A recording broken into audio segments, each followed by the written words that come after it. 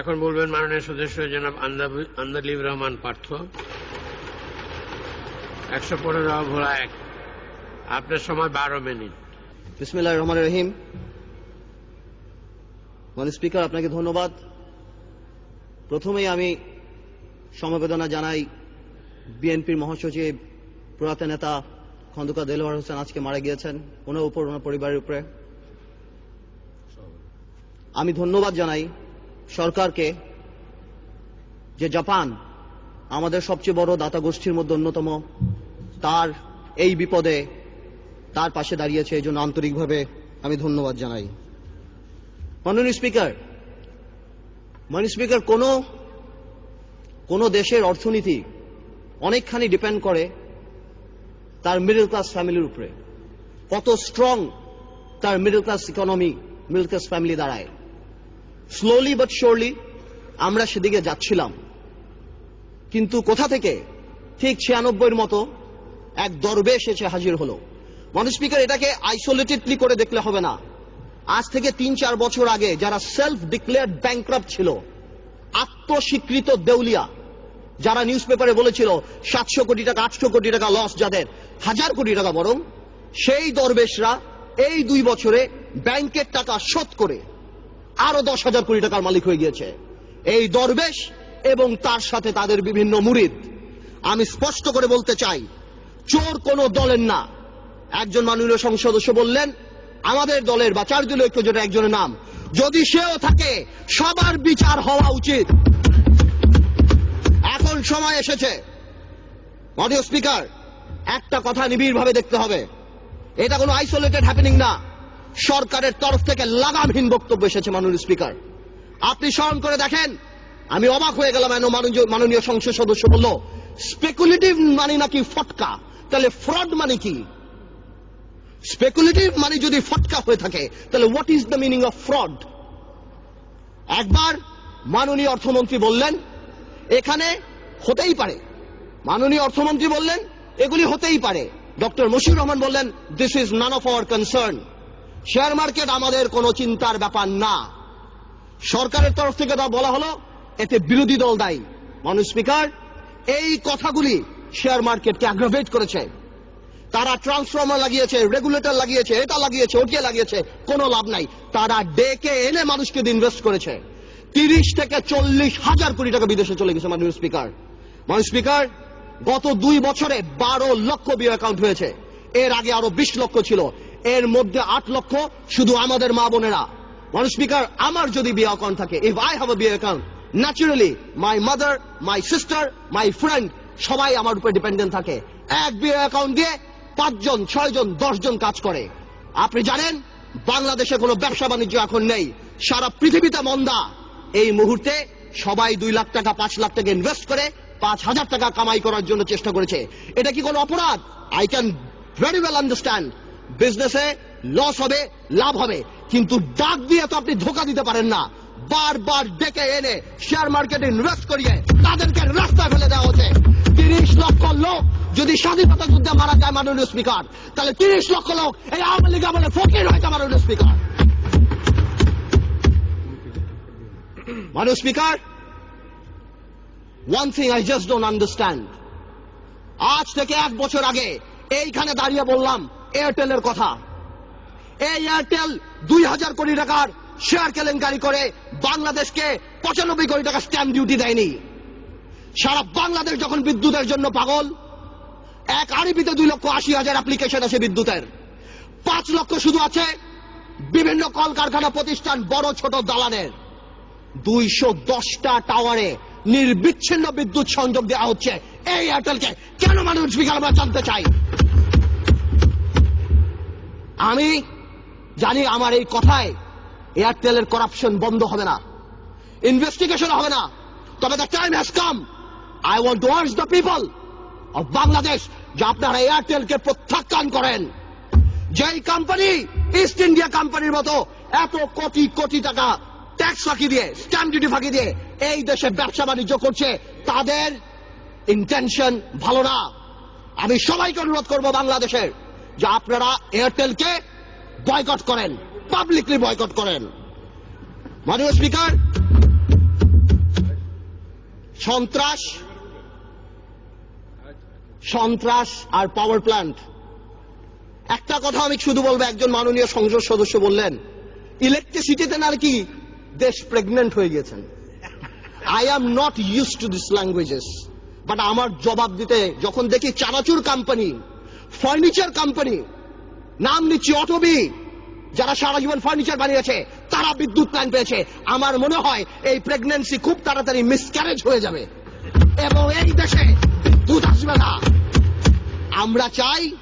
আমরা দেখতে চাই যাতে বিদ্যুৎ আসুক। আমি যদি দেখি গাধাকে দিয়ে ঘোড়ার রেস দৌড়ানো হচ্ছে, আমি জানি এই গাধা গন্তব্যে কোনোদিন পৌঁছাবে না। মাননীয় স্পিকার, ডক্টর ইউনূসকে নিয়ে কিছু কথা না বললেই নয়। মাননীয় speaker, I will not go into the details of the ল।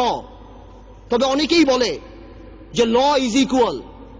এখানে অনেক বড় বড় কনস্টিটিউশনের বিজ্ঞ লোকেরা আছেন, তারা যদি থাকতেন আরো সুবিধা হতো। মাননীয় স্পিকার, যদিও পার্লামেন্ট বলে, সংবিধান বলে ল ইজ ইকুয়াল, বাট বাস্তবে কিন্তু ল ইজ নট ইকুয়াল। 111-এ দেখেছি অনেক বড় বড় নেতাদেরকে বিষ তেলে রাখা হয়েছে, কিন্তু দুই নেত্রীর জন্য আলাদা জেলখানা রাখা হয়েছে। এই পার্লামেন্টে আমি যা বলবো দ্যাট ইজ ইমিউন। ডিপ্লোম্যাটরা অনেক কিছু করে, ইমিউনিটি আছে। কিছু কিছু ক্ষেত্রে কিছু কিছু স্পেশাল মানুষের জন্য ল একটু কাট করে যেতে পারে। Doctor Yunus, I can very well understand 65 বা 70 ইয়ার্স ওল্ড, বাট 80 বছরের রাষ্ট্রপতি যদি এত বড় বক্তব্য লিখতে পারে, 75 বা 70 বছরের ডক্টর ইউনূস আমি মনে করি গ্রামীণ ব্যাংকের এমডি পদে ভালোভাবেই থাকতে পারত। মাননীয় স্পিকার, ডক্টর ইউনূস বাংলাদেশের সম্পদ না পৃথিবীর সম্পদ। আমি দেখেছি আমাদের মাননীয় পররাষ্ট্রমন্ত্রী বলেছেন this will not affect our relationship, বহির্বিশ্বের সাথে আমাদের সম্পর্কে। ঠিক তার পরের দিনই জন কেরি বলেছেন উই আর কনসার্ন। 23 জন কংগ্রেসম্যান বলেছেন উই আর কনসার্ন। বহির্বিশ্ব ফোন উঠে ঝগড়া করবে না, এটা তাদের diplomatic language, that we are concern, we are looking into the matter. Doctor Yunus আমাদের মতো না। আমার ফোনে সবচেয়ে বড় ভিআইপি ফোন করে জয়নাল আবেদিন ফারুক সাহেব, আর ডক্টর ইউনূসের ফোন করে হিলারি ক্লিন্টন। মনে রাখতে হবে সে কোথায় উঠে গিয়েছেন। ডক্টর ইউনূসের এই ব্যাপারটা অ্যামিকেবলি সেটেল করা যেত। আই হ্যাভ উইটনেসড ইট। আমি নিজে দেখেছি বিবিসিতে হোয়াইট হাউস স্পোকসম্যান বলছে we are deeply concerned, this is Yunus allergy. আমি জানি অনেকে বলতে পারবে এটা আমাদের সার্বভৌমত্ব, আই ক্যান আন্ডারস্ট্যান্ড এটা আমাদের সার্বভৌমত্ব, কিছু একটা ব্যালেন্স নিড টু বি ড্রন। এখন সার্বভৌমত্বর সাথে ব্যালেন্স, এখন গ্লোবালাইজেশনের সময় কালকে বাংলাদেশের বিপদ হচ্ছে, আমরা তাদের কাছে যে হাত পাততেছি। দুই নেত্রীর মনোমালিন্য হচ্ছে, নির্বাচনে যাব কি যাব না, আমেরিকান এম্বাসির দাওয়াতে ভিড় লেগে যাচ্ছে, এখানে ভিড় লেগে যাচ্ছে। আর যখন কোনো কিছু হচ্ছে তখন কি বলা হচ্ছে এটা আমাদের সার্বভৌমত্ব ব্যাপার। এটা সার্বভৌমত্ব ব্যাপার না, এটা পার্সোনাল ভেন্ডারের ব্যাপার। সংসারের কথা আসতেছে, excuse me, I would appreciate if you let me finish. Yes, please, uninterruptedly. Thank you. Understand it? Yes, you should know it. আমি আরেকটা কথা বলতে চাই, সন্ত্রাসের কথা আপনি বলেন, একটা চেইন অফ কমান্ড থাকতে হবে। যেই দেশের স্বরাষ্ট্র প্রতিমন্ত্রী শাহরুখ খানের কনসার্টে যে মাটিতে বসে, এই দেশে কি হতে পারে? মান ইজ্জত কোথায় যায় আমাদের? আ মন্ত্রী ইজ নট আ পারসন, আ মন্ত্রী অফ দ্য ফ্ল্যাগ। সেই মন্ত্রী আমাদের, সেইখানে স্বরাষ্ট্রমন্ত্রী যেই কাজ করে, এই দেশে এগুলি হতেই পারে। মাননীয় স্পিকার, অনেক কথা বলে অনেক কিছু শেষ করা যাবে না, তবে আমি এতটুকু বলতে চাই ডেমোক্রেসির সাথে গুড গভর্নেন্স থাকতে হবে, মোরালিটি থাকতে হবে।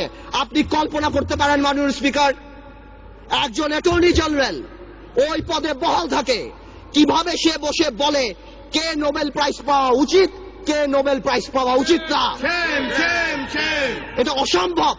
আমার দুঃখ হয়, আমার ভয় হয় যে মাননীয় অ্যাটর্নি জেনারেল যদি চাটুকারিতা করে আগামীতে ভবিষ্যৎ ল মিনিস্টার হওয়ার জন্য আমার বলার কিছু নাই, কিন্তু যদি তার বুদ্ধি এই হয়ে থাকে যে সন্তুল আর্মার প্রধানমন্ত্রী, হ্যাঁ, কে পাক না পাক that is not our concern, কিন্তু ফোরামটাকে ডক্টর ইউনূসের পাওয়া উচিত ছিল না, এই বুদ্ধি যদি অ্যাটর্নি জেনারেলের হয়ে থাকে, তাহলে আমি শঙ্কিত যে বাংলাদেশের জুডিশিয়ারি কোন দিকে যাচ্ছে। মাননীয় স্পিকার, আমাদের সবার কিছু কিছু ব্যাপারে একটা ন্যাশনাল কনসেনসাস হওয়া উচিত। নতুন প্রজন্মের রাজনীতিবিদ হিসাবে আমি এতটুকু ক্লিয়ার করে বলতে চাই, শেয়ার মার্কেট আওয়ামী লীগ বা বিএনপির প্রবলেম না। আমরা চাই এটা খোলাসা হোক। কেন এতদিনের রিপোর্ট আসছে না? আমরা জানতে চাই যারা সেলফ ডিক্লেয়ার্ড ব্যাংকরাপ্ট ছিল তারা কিভাবে 30-40 হাজার কোটি টাকা আছে। আমাদের টেলিফোন যদি ট্যাপ করা হয়, আমরা জানতে চাই সেই দরবেশা সেই মুরিদদের টেলিফোন কেন ট্যাপ করা হয় না। আমরা জানতে পাই ফোনগুলি কোথায় যায়। এবং আপনি সমন্বয়হীনতার ব্যাপার দেখেন, সরকার যখন বলে ডাইরেক্টলি এর মধ্যে বিরোধী দল ইনভলভ, ঠিক সেই মুহূর্তে আমাদের মোস্তফা কামাল সাহেব যে অর্থনীতি মন্ত্রণালয়ের সংসদীয় কমিটির চেয়ারম্যান, সে ডাইরেক্টলি বলে আমার কাছে তেমন কোনো ইনফরমেশন নাই, আমি তো জানি না। What a mockery! এটা প্রধানমন্ত্রী রাজনৈতিক স্টেটমেন্ট দিয়েছে। উনি ইনফরমেশন দিবে কিভাবে? মাননীয় স্পিকার, প্রথম আলোতে দেখলাম ওনার কোম্পানির 10 টাকা শেয়ার নাকি 290 টাকা হয়েছে। উনি মাশাআল্লাহ 1200 কোটি টাকা কামিয়েছেন, আলহামদুলিল্লাহ। এই টাকা দিয়ে করবে কি? 1200 কোটি টাকা দিয়ে বানিয়েছেন। এই সমন্বয়হীনতার অভাব, বারবার যে কোনো কাজে ডিউ ডিলিজেন্স ছাড়া বিরোধী দলের উপরে আঙ্গুল উঠিয়ে দেওয়া আর শুধুমাত্র বলা এখানে করাপশন, এখানে করাপশন। হাজার হাজার আজকে শেয়ার মার্কেট আবার ফল করেছে, ডেকে এনে ফল করায়। মাননীয় স্পিকার, আমি আরেকটু সময় নেব আমার এলাকা নিয়ে কিছু কথা না বললেই না। মাননীয় স্পিকার, আমার ভোলা নিয়ে আমি এর আগেও বলেছি। আপনাকে 2 মিনিট সময় বাড়িয়ে দেওয়া হয়েছে, বলুন। থ্যাংক ইউ মাননীয় স্পিকার। আমার ভোলা নিয়ে আমি কিছু কথা বলিনি। আমার ভোলার নদী ভাঙনের একটা বিরাট প্রবলেম দেখা যাচ্ছে মাননীয় স্পিকার। আমি দেখছি আমাদের 15 কোটি টাকা অফকোর্স ফান্ড দিয়েছে এলজিএডি মন্ত্রণালয়, অন্যভাবে কিছু কাজ হচ্ছে, কিন্তু এই কাজ করে কোনো লাভ হবে না আমার ভোলাতে। আমার ভোলা ইভেন্চুয়ালি থাকবে না। আমি আপনার সাথে কথা বলছি, এই মুহূর্তে ভোলা 5 ফিট 10 ফিট ভেঙে গিয়েছে। আজকে যদি এখানে মাননীয় সংসদ সদস্য তোফায়েল আহমেদ সাহেব থাকতেন, অবশ্যই সে আমার সাথে একমত হতেন। আমাদের সবার দায়িত্ব ভোলার জন্য কিছু কাজ করা। ভোলাতে অনেক ইনফ্রাস্ট্রাকচার আছে, ভোলাতে অনেক গ্যাস আছে, অনেক অপরচুনিটি আছে কাজ করার। আমি আপনার মাধ্যমে সরকারের কাছে অনুরোধ করতে চাই যে আমাদের ভোলাকে বাঁচানো উচিত, নদী ভাঙন নিয়ে কিছু কাজ করা উচিত। আমি আরেকটু অল্প সময় নেব মাননীয় স্পিকার। ন্যাশনাল কনসেনসাস বা একটা ন্যাশনাল ফোরাম, এই ব্যাপারে আমি যে কথা বলছিলাম, আমরা নতুন প্রজন্ম দেখতে চাই মাননীয় স্পিকার। কিছু কিছু ক্ষেত্রে কিছু কিছু কালপিট, আপনারা যদি সরকার দলীয় সংসদ সদস্য যদি মনে করে যে আমাদের 2-1 নাম বলে, হাওয়া ভবনের নাম বলে এগুলি তারা পার পেয়ে যাবে না। একটা হাওয়া ভবন যদি থেকে থাকে, এই আমলে শত শত মুশকিল আহসান সেন্টার বের হয়েছে মাননীয় স্পিকার। আপনি যদি সেখানে যান, আপনার মুশকিল আসান হয়ে যাবে মাননীয় স্পিকার। আপনি দরবেশের মুরিদ হবেন, আপনাকে ভূ দিবে, 2000 কোটি টাকা মালিক হয়ে যাবেন। শত শত লোকসানের কোম্পানি, জিএমজির মতো কোম্পানি, ওয়েস্টিনের মতো কোম্পানি আপনি নিয়ে যাবেন 20 কোটি টাকাকে বিলিং ভ্যালুতে বড় করে আপনি শেষ করে দিবেন। আপনি হঠাৎ রাতারাতি 40 কোটি টাকার মালিক হয়ে যাবেন। সর্বশেষ আমি একটা কথা বলবো, আমি সরকারকে আন্তরিকভাবে ধন্যবাদ জানাই যে সরকার এই দরবেশ বাবাকে বাংলাদেশের অর্থমন্ত্রী বানায় নাই। যদি বানাতো, দেশটার প্লেসমেন্ট শেয়ার বের করে, দেশটার বুক বিল্ডিং বের করে এখন মার্কেটে বিক্রি করে দিত। আপনাকে ধন্যবাদ মাননীয় স্পিকার।